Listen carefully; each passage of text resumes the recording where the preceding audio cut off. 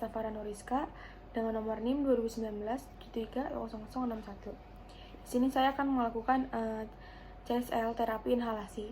Nah, terapi inhalasi ini dia semacam teknik pengobatan menggunakan alat dan obat-obatan tertentu yang sebagai tujuannya itu saluran pernapasan.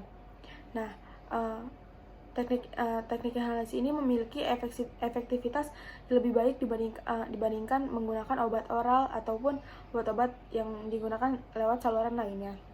Nah, efek sistemik dari terapi inhalasi ini tuh lebih kecil dan ini tuh langsung mencapai organnya.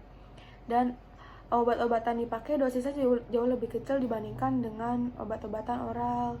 Nah, alat-alat untuk terapi inhalasi pertama ada masker yang buat nanti akan dihirup oleh pasien, dan ada nebulizer. Nah, nebulizer yang kita pakai ini itu jet nebulizer. Dan obatnya itu kita menggunakan salbutamol.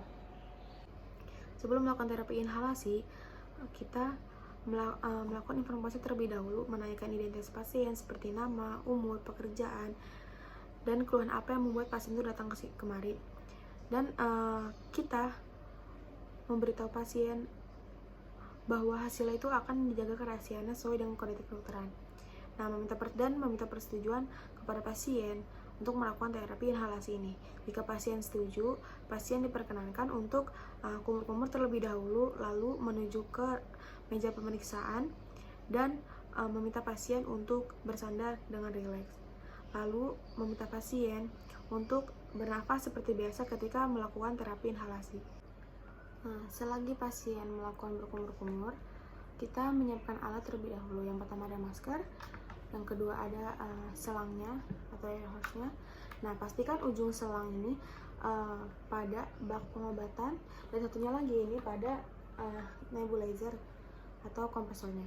Dan pastikan kompresor ini menyambung dengan listrik. Lalu kita masukkan obatnya satu vial saja. Setelah itu kita pasang maskernya. Lalu kita pastikan ada uap yang keluar dari sini.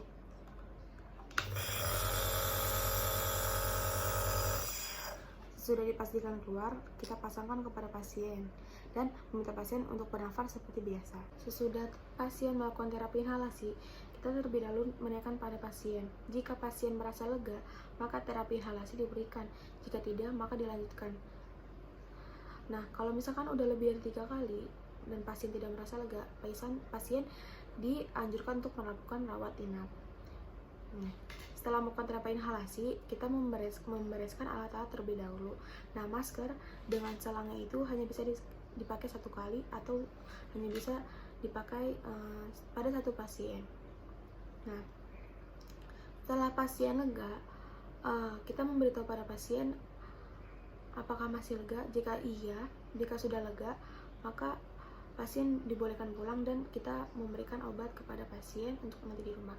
Dan memberitahu pasien jika terasa sesak lagi, maka dianjurkan untuk kembali ke sini, dipersilakan untuk datang kembali ke sini.